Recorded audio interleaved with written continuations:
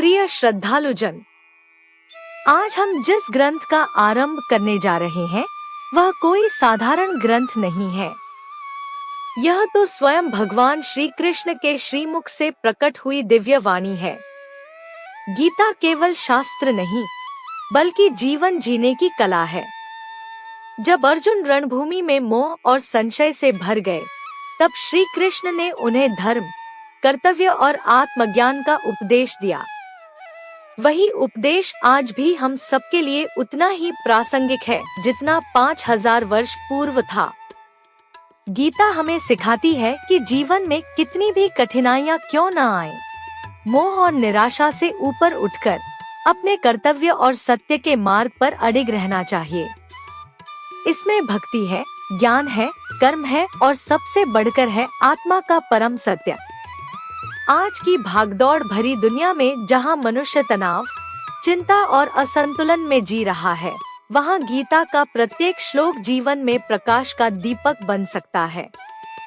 गीता हमें यह बताती है कि सच्चा सुख बाहरी भोगविलास में नहीं बल्कि आत्मा की शांति और ईश्वर की शरण में है।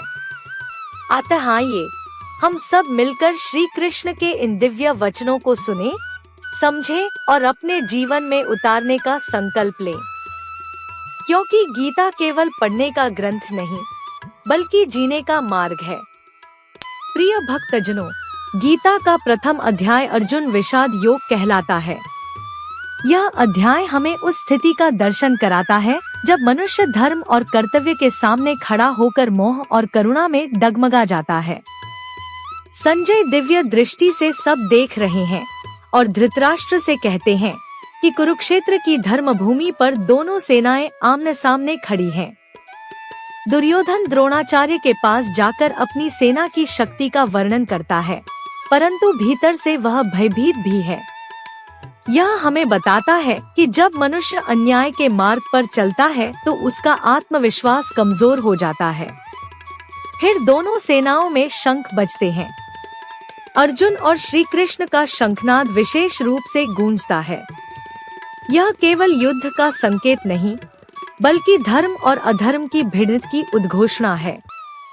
जब सब कुछ तैयार हो जाता है तो अर्जुन कहते हैं, हे माधव, मेरा रथ दोनों सेनाओं के बीच में खड़ा कीजिए ताकि मैं देख सकूं कि किस किस के साथ मुझे युद्ध करना है।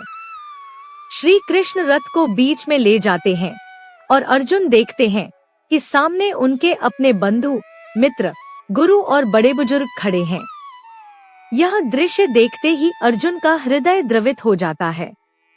वे कहते हैं, हे कृष्ण, मेरे हाथ कांप रहे हैं, मेरा मुंह सूख रहा है, मेरा गांडीव हाथ से गिर रहा है। मैं अपने ही परिजनों को मारकर राज्य और सुख का क्या करूंगा? न मुझे विजय चाहिए, न राज्य चाहिए, न सुख चाहिए। यह केवल अर्जुन की दशा नहीं है, यह हमारी भी है। जब जीवन में हमें अपने ही मोह, रिश्तों या भावनाओं के विरुद्ध निर्णय लेना पड़ता है, तब हम भी अर्जुन की तरह विचलित हो जाते हैं।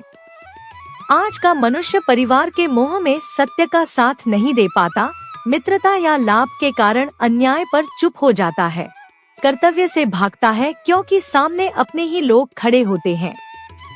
यही मोह हमें धर्म से भटका देता है। अर्जुन कहते हैं, हे माधव, यदि इनका वध करना है तो मैं युद्ध नहीं करूंगा।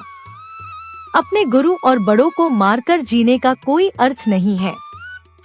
ऐसे राज्य और सुख से तो मृत्यु अच्छी है। यही कहकर वे अपना गांडीव धनुष रख देते हैं और रथ में बैठ जाते हैं। अब भक्तजनों, यह दृश्य हमें गहरा संदेश देता है। असली युद्ध बाहर का नहीं है, भीतर का है। मोह, लोभ, भय, आसक्ति, यही हमारे असली शत्रु हैं। अर्जुन बाहर खड़े शत्रुओं से नहीं, अपने भीतर के मोह और करुणा से हार रहे हैं। यह अध्याय हमें यह दिखाता है कि जब तक हम अपने भीतर के शत्रुओं को नहीं जीतेंगे, तब तक बाहर की विजय असंभव है। अर्जुन अंत में कहते हैं, हे कृष्ण, मैं युद्ध नहीं करूंगा। अपने स्वजनों का वध करके मैं पाप का भागी नहीं बनना चाहता। इतना कहकर वे शोक में रथ पर बैठ जाते हैं। यहाँ भगवान श्री कृष्ण अभी मौन रहते हैं, वे केवल सुनते हैं, क्योंकि जब तक शिष्य अपने मन की पीड़ा प्रकट नहीं करता तब तक गुरु का उपदेश फलदायी नहीं हो सकता। यही कारण है कि पहले अध्याय में भगवान कोई शिक्षा नहीं देते। यह अध्याय केवल अर्जुन की स्थिति दिखाता है। भक्तजनों, इस पूरे अध्याय से हमें यह शिक्षा मिलती है कि जीवन में जब भी कठिनाई आए, जब भी मोह और आसक्ति हमें कर्तव्य से विचलित करें, तब हमें यह पहचानना चाहिए कि यह मोह हमें नीचे खींच रहा है। हमें अपने मन को खाली करना होगा और गुरु या ईश्वर की शरण लेनी होगी, तभी सच्चा मार्गदर्शन संभव होगा। आज की दुनिया में भी हर मनुष्य का एक कुरुक्षेत्र है।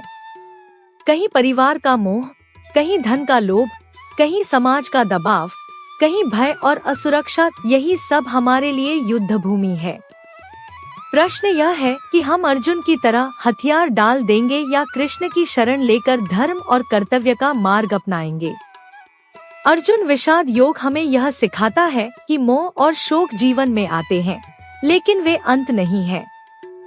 वे तो उस मार्ग का द्वार हैं, जहां से ज्ञान और परिवर्तन शुरू होता है।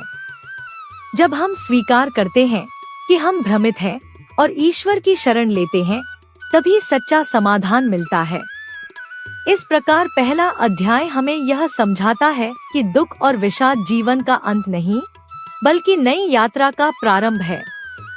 यहीं से गीता का दिव्य उपदेश आरंभ होता है। इस प्रकार अर्जुन मोह और विषाद से भरकर युद्ध करने से पीछे हट जाते हैं, लेकिन यही क्षण गीता के दिव्य उपदेश का आरंभ है। अब अर्जुन शिष्य बनकर श्री कृष्ण से मार्गदर्शन मांगेंगे और यहीं से प्रारंभ होगा अध्याय 2 सांख्य योग। जुड़े रहिए हमारे साथ।